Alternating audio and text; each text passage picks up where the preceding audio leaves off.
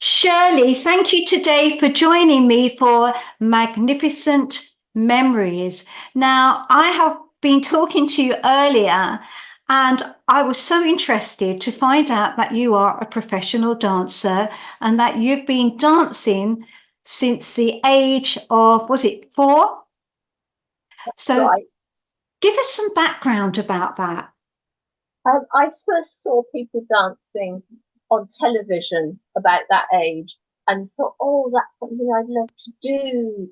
And I didn't realise at that age actually that my mum and dad used to go off ballroom dancing every Saturday night. I was put with my auntie that night and babysitting. But yeah, they were into that because they were on the edge of show business as well. So I get my dance probably from my mum. But when I was learning to walk, when I was sort of about 18 months to 2 years old, I would always put my toes down first, and I've got a very high instep, and I would walk like that quite a while and be fine with it. And it's just something like my feet were made to dance, I think. And when I did actually give my life to the Lord after Christian service for younger people many years ago in the 1970s, the first thing I did, as the other people were going up to get a cup of coffee after service, I went out into the street and I was dancing up and down the road because I just felt so joyful and I wanted to use my dance for God, which I later was able to do. Yes. So now you have been dancing for many years, and you were telling me that you teach dancing. So can you tell us a little bit about the people you have taught? Yes, certainly. I've taught all sorts of people. I've taught teenage girls disco dancing, and we had a good time doing that. And then I did some sort of teaching of A-level dance, but I found the A-level dancers were a bit more fit than I was as I was getting a bit older. But since becoming Christian in particular, I've taught worship dancing, and that includes to people who've got autism or Down syndrome, and people in wheelchairs who are partially disabled. And also, I have done some exercise with elderly people who just sit in their chairs because they can't walk about too much. But yeah, you can mix able-bodied people with wheelchair dancers as well, which is really lovely for everybody to take part in. Yes, now I think keeping fit, especially as you get older as well, you need to keep supple. So people are in wheelchairs. How can you help them? How do you help them to move? You can always practice sitting up straight. Um, if you can move your arms, just moving your arms around, even just holding your arms out like out to the side for a few minutes can help to Okay. strengthen them. Or hold a book in each hand, same size kind of book, and just practice lifting up and down, or a tin of baked beans or something. It's not too heavy, but enough to be able to do that. The other thing you can do for the front of you to keep you supple is actually if you just put your hands together and press and then swap round. You can feel it. You can feel your muscles jumping up and You down. can actually. And you can also do that with one hand up against the side of a wall. That will exercise the bit round the back. Okay. Get these flabby arms And sometimes. then the other one. The other one and things like Keep that. our arms nice. Yeah. And yeah, you can do that over your head as well, or just practice pushing together. And depending what you can do with your hips or your feet, I mean, you can sort of. I'm sort of walking with the top of my legs as I'm sat here, and that helps to keep the back of your legs going. And if you can move your ankles at all, even though you're sitting down, you can turn your ankles round because people do tend to get puffy ankles if they're sat Yes. upright. Or it's like when you go on a very long aeroplane flight, you might find your feet are swollen at the end and you need to put them up. But you can do that even in bed as well when you wake up in the morning. Just get yourself going, circling your. You can do it with your wrists too as well as your feet, and just start moving a little bit. Because sometimes people will pull a muscle and hurt themselves, Mm. if they suddenly go from sitting and doing nothing to maybe going to the front door and taking a heavy parcel off the postman or something, Yes, you could quite easily hurt yourself if you haven't done any exercise for a while. So yeah, keep that's true. active. So, movement, then, you would say any kind of movement, even if you're not very agile and you've got some kind of, sadly, some kind of disability or something, just even any movement is good. Is good. Yeah, Yes. even if it's cutting up your own dinner. I know some people in care homes have to have their meals cut up Yes. for them, but just something simple. You could just sort of sit and do this with your fingers as well. I've got slightly deformed hands. I'm not very good at opening jars. Right. Made me nice, supple feet, but I have to do things like that to keep my hands going because sometimes they're locked. Yeah. Some good top tips there for us, Shirley. Now, you were telling me earlier about Glastonbury. Tell me a bit more. The people in the town of Glastonbury, I think it was the year before the millennium, they decided they'd had enough of all these weird people, as they call them, who go to the festival and then come into town and open weird shops. And there are some quite dark shops there for witchcraft and things like that. There's one nice ordinary tea room you can go in, but lots of odd places. But they were fed up with all this and they wanted to have a Christian festival. And so they had something called Hearts on Fire. And yeah, I forgot Graham, when I was talking to you earlier, Graham Kendrick came to that, of course, because he invented this lovely song, wrote this song, Shine Jesus Shine. So I think that's where they got that from, Hearts on Fire. And they had Rick Wakeman, Cliff Richard, the All Souls Orchestra, lots of other people doing fringe events, and they were there for a whole weekend. And I took 50 dancers there, Christian dancers, to do mainly a presentation for 2 hours in the Abbey grounds. Praise the Lord, it was a lovely sunny weekend. And that presentation was free for people to go into. And we didn't know if we were going to get anybody. And we got hundreds of people who'd all brought their own deck chairs and hat lunches and crammed in. And it was lovely. And they came to that. We also did some dancing while the top people were on stage, which was more difficult, but we danced with flags in the audience. A bit difficult because when the big stars came on stage, some of the people surged forward because they paid to go into that and they were fans and they wanted to get near the front. But the dance presentation, God, is so good. A lady from Russia came up to me with her pair of ballet shoes and she said, please may I join in this presentation? And I said, well, it's already choreographed, but at the very end, everybody does some pre-dancing. Please join in then. And she said, yes, I'm happy to wait. So she put her dancing shoes on, she put a pretty little dress on.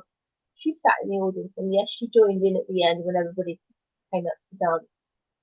She found in the audience some other Russian people who didn't speak English and they got no idea what they were about to watch or what was being said. And she translated it for them. That, I mean, isn't that wonderful? God, That is. together. We also had that event signed for the deaf, and some of the dancers were signing while they were dancing, because that's something else you can do. You have to be careful when you're doing that. Yes, yeah, that's lovely, and I think Shirley, I've got to ask you really, have you got a favourite dance? You know, whether it be ballroom or ballet. I like anything nowadays where I can praise the Lord through it. So that is whether it's ballet or worship dance, tap dance. My mother never taught me to cook, but she taught me to tap dance. It can be fun. There is something I do like, which I've done with several friends. It's a dance for two people, and we dress up as Laurel and Hardy, and people think it's a clown dance, and it is sort of, but it's to Charlie Lansborough's song "My Forever Friend." Yes. And he doesn't mention the name of Jesus, but by the end of the song, you realise these two people are not acting out their own friendship. It's the friendship they've got with Jesus that's the important thing. So I do particularly like that. And people have become Christians through watching it, which totally surprised me. I just followed the Lord's leading in that and choreographed it. So I've done that with it. The other thing I do like is something called We Being Many, which is a song that Helen Shapiro sings with Cliff Richard on Oh, a couple of yes. albums. And it uses some verses from Romans, and then it mixes in with that the words that Jesus said on the cross as he was being crucified. Eloi, Eloi, lama sabachthani. God, God, why have you forsaken me? Well, of course he didn't. It was just the weight of the sin on Jesus' body that made him say that. But that's a lovely dance because it's for lots and lots of people to do. And I've done it in situations where there's conflict going on in the world or in families. And it's about people coming together. And it's interesting that in that, Helen Shapiro sings the words in English. She's the Jewish lady. Cliff Richard, being English, well, part Indian, but English, sings it in Hebrew. So it's another way of coming together. Yes. Yeah. Well, And Shirley, community dance, that is, that anybody can do. And they can do it in a wheelchair as well or whatever. wonderful. You are a very interesting lady. Well, I'd like to ask you some questions now about your faith. So, Okay. can you recall a time you felt a strong sense of God's presence in your life? Yeah, I particularly in the 1980s, I think there was a huge revival going on in the UK. And I was involved in a number of tent missions. Billy Graham was around. People went on coaches and trains to see him. But there was a satellite relay as well, particularly to where I was living then, and I was in charge of the publicity. And we did some street theatre as well for that. That was a great time because you could go anywhere in the town and people knew this thing was happening and they were happy to talk about their faith or their lack of faith. And they'd say to me, "Oh, are you involved in that crusade? Oh, my son went to that the other night. Tell me what it's like." And it was great. You could do that. And that went on for a number of years. And I think not just in the town where I was living, but I remember the Sunday Times. There was a whole thing about a new church movement run by a chap called Gerald Coates, which I think became a church called Pioneer Church. But it was just great to have Christian presence in the press. And I think not long after that, in the 1990s, Goran Ivanisevic won Wimbledon tennis. And the headline on the Daily Telegraph was, "There is a God," because he was a Christian. And that was what he said. You know, there is a God. He's let me win Wimbledon. What a treat.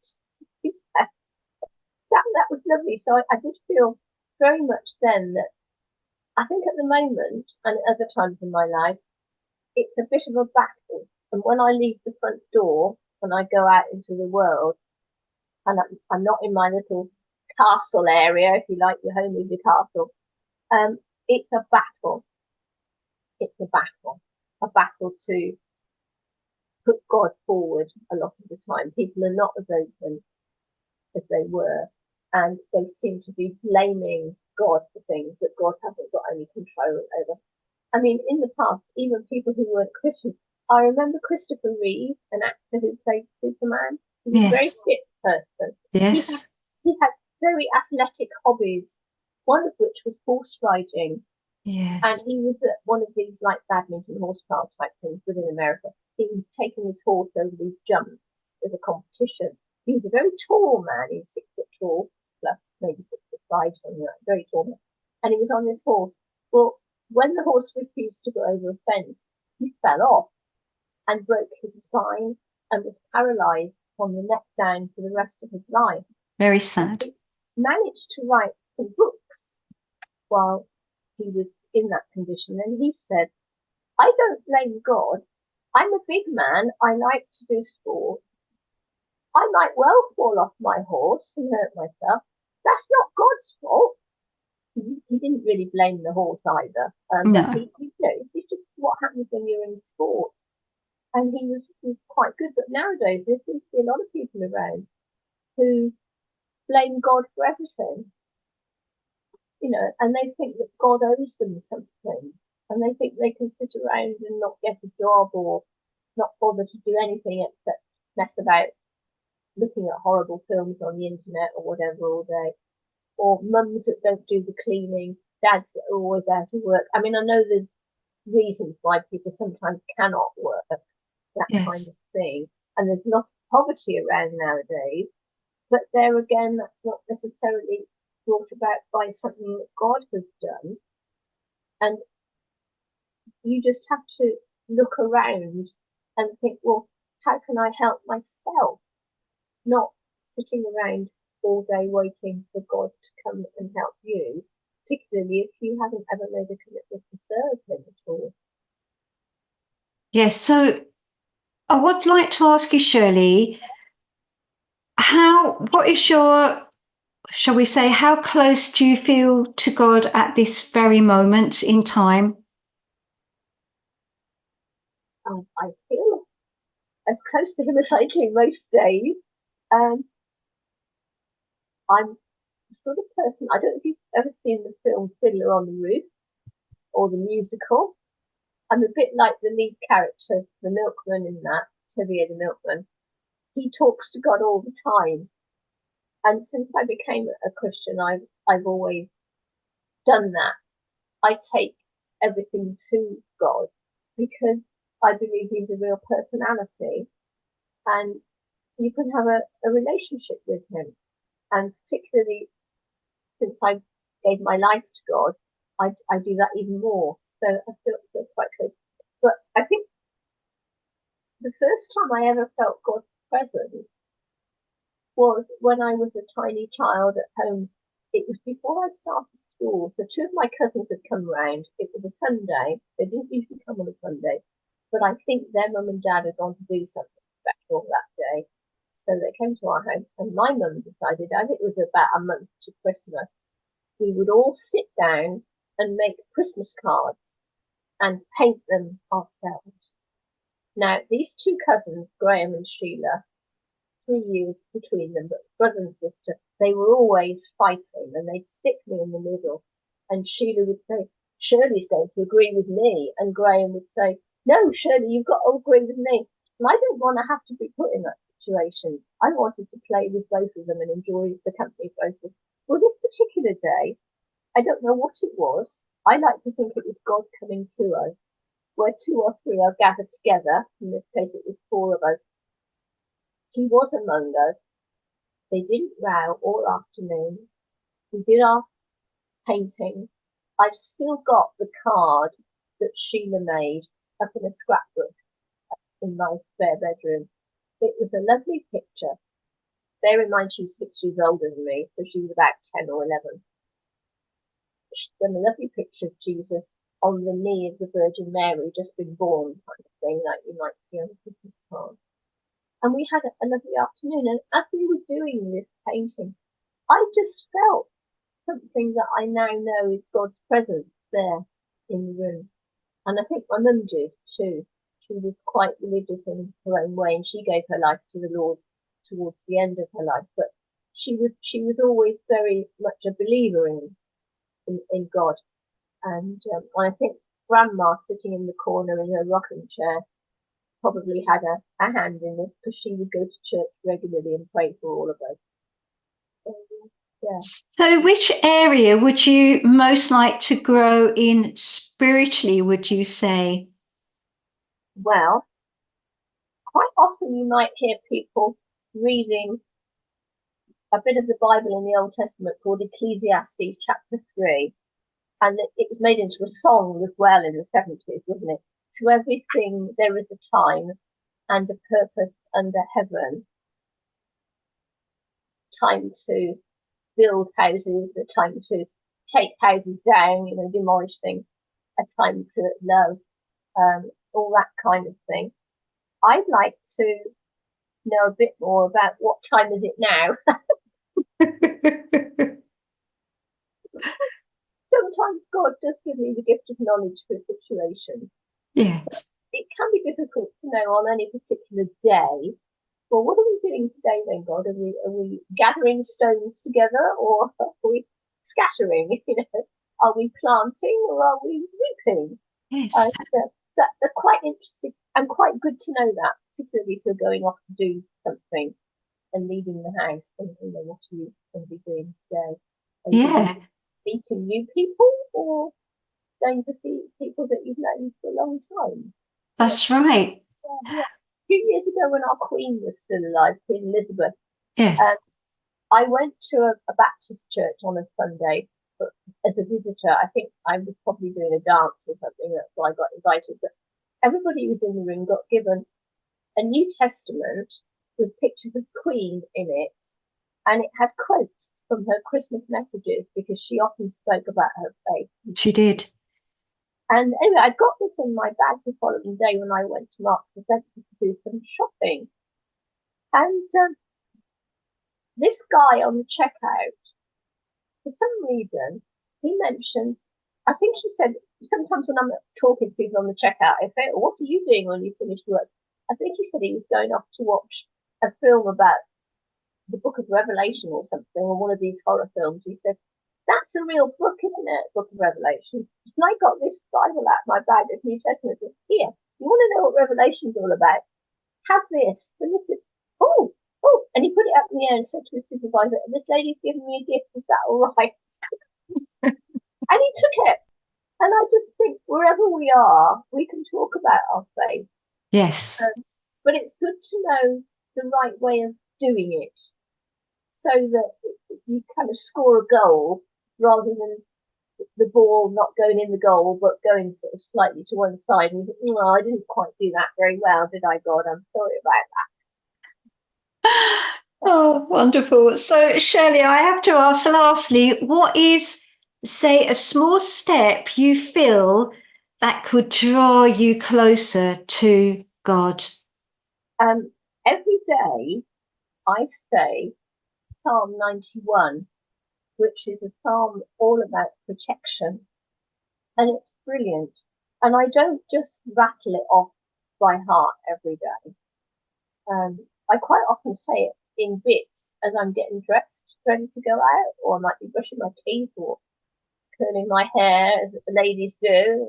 Or I bet men do that as well, do their hair nicely and spray their hair sometimes. I will say Psalm 91 because it asks for God's protection on us, whatever we're doing, and it gives God's protection on your house while you're not there particularly.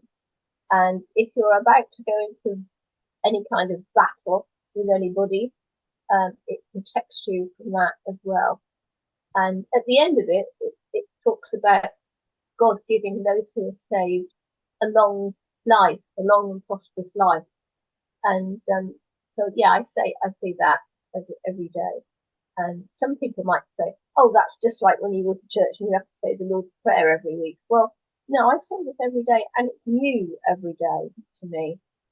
And so that brings me closer to God. The other thing that does bring me close to God is gardening. If I've got a big problem, particularly a bit of exercise in the garden, I'll forget my problem, and then probably at the end of an hour or so, the answer might come to me. And I think sometimes God wants to tell us the answer to our prayers. He does. Maybe we're thinking too hard and we can't hear him. It's almost like we've got headphones on listening to something else. And sometimes if you relax and do something totally different, the answer could come to you. Yes. Just and an that's idea. A great psalm as well. And it's good, Shirley, as well, to get out in the fresh air. Shirley, you are a lovely lady and you have been so informative today. So can I say thank you for joining me for Magnificent Memories? And I can see that you have many. Thank you, Shirley. God bless you. Thank you.